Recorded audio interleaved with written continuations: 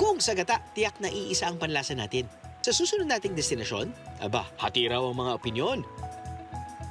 May isang ilog daw kasi rito na nakakaintriga. Bakit kaya? Tay, natural or man-made? Man-made. Bakit po niya nasabi niyo man-made? Semento. Very valid point. Parang semento nga yan. White cement. Ano yan, sir? Natural. Natural. Man-made. Man-made or natural? Ito ang natural. Man-made. Natural. Bakit mo nasabing natural? Blue and green. Yun yung kulay ng water. Para wakasan ang malaking katanungan, Gina tayo. 40 minutes ang road trip sakay ng 4x4.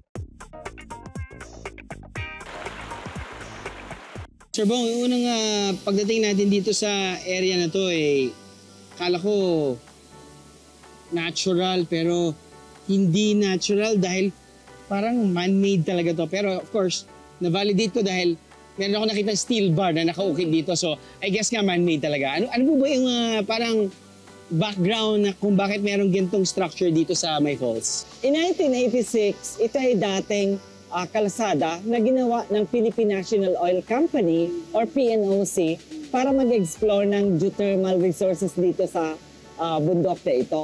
Ngayon, di natuloy. So ito, totoo na ito ay man-made.